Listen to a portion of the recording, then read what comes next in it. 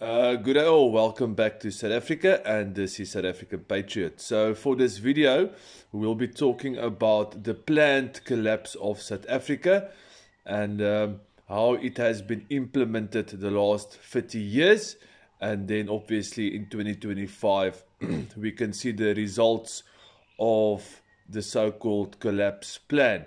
So the easiest way to explain this to you is with a physical example, because one always have to stick within facts and not fiction. So for this fact-finding mission, I have decided to use the example, and I don't like to give this guy any airtime, but it actually shows us the true heart of the specific individual. And it actually shows us the true heart and the true plan of the ANC that are still in power in South Africa in 2025.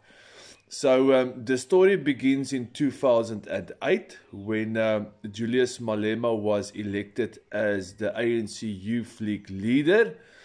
He then subsequently in 2013 he was kicked out of the ANC Youth League.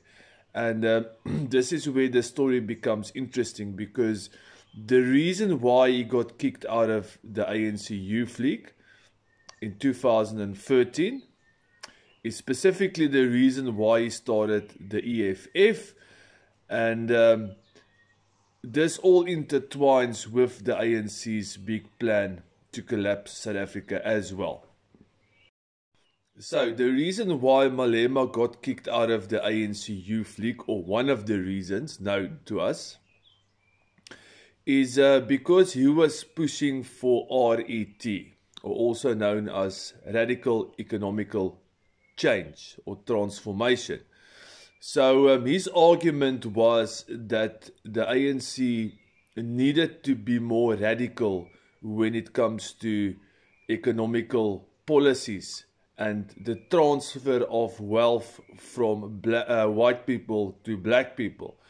So his argument was that the ANC should go full Mugabe style, full communism style, which meant targeting specifically white people, white businesses, white properties, and expropriating them like Mugabe did.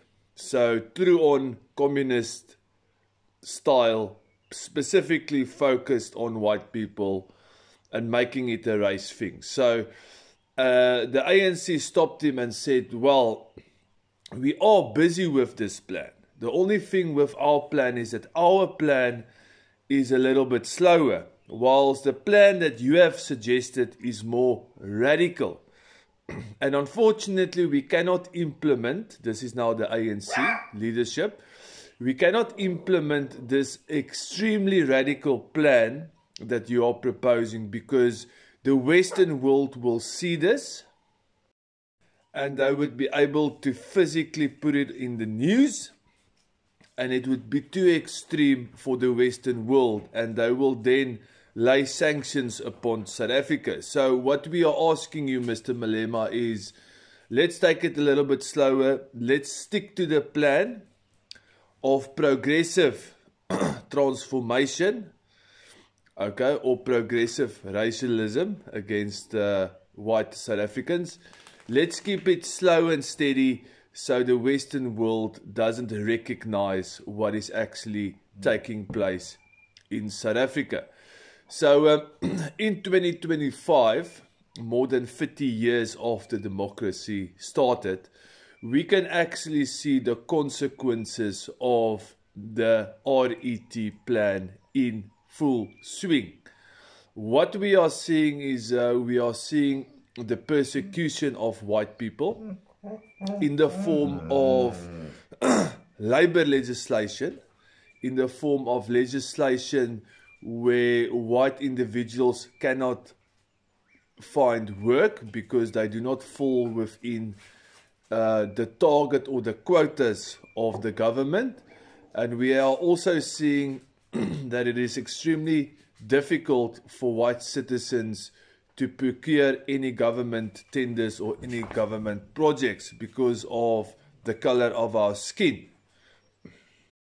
So, whenever you look at South Africa, we always ask ourselves the question is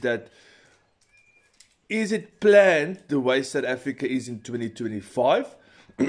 Or is it actually something that happened because of maybe motivation, or maybe they just did not know, or maybe they are just stupid, dumb idiots? And the conclusion is that if you listen to the story is that it is actually well planned, and it comes out of a communist script and a communist book.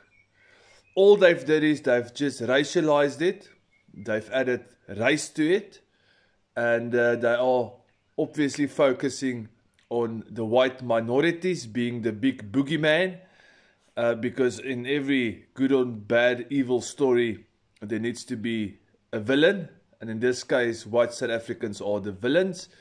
But in 2025 you can literally see the results of the targeted actions against white people.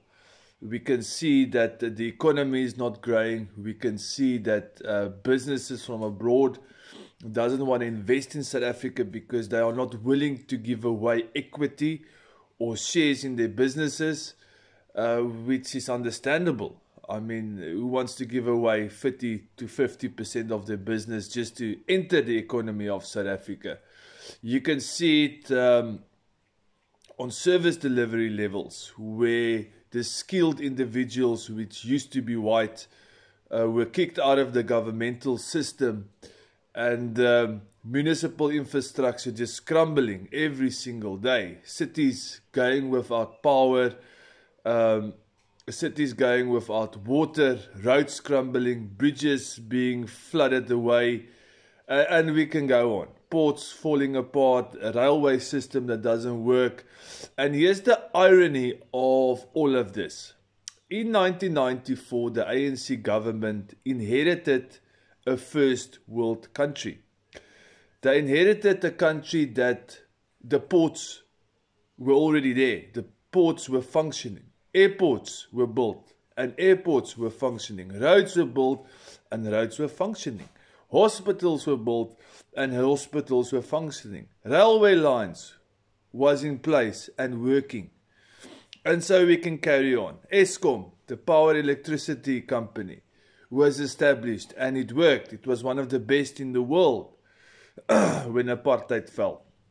So in effect, they inherited a first world country. And all they had to do, they had to maintain, and then they had to expand. And unfortunately, because of their philosophy, because of their radical economical change policy, they kicked out all of the skilled workers, which were unfortunately white at that stage. They got rid of them. They replaced them with cadres, or people that were loyal to the ANC, that had no skills, that had no education in these specific areas. I mean, not anybody can run a grid system, electrical grid system. Not anybody can run and maintain railways. I mean, there are people that specialize in things like that. So we see the decline in 2025 and the results of them wanting to take everything away from white South Africans. And the irony is that by prosecuting white South Africans, black South Africans are actually suffering as well, because they have to live with there not being any more trains or transport, roads crumbling, and them having to pay 20, 50, maybe 50% of their salaries using taxis. So radical economical change does impact white people because it's focused on white people, but it impacts the poorest of the poor black people even more. Because as unemployment rises, as the economy doesn't grow, food becomes even more expensive and people cannot feed their own children. And that is a reality in South Africa. So the collapse of South Africa has been planned. It is in action as we speak in 2025. And ladies and gentlemen, it is not going to end very well. It's going to impact black people the most. And I've said this before.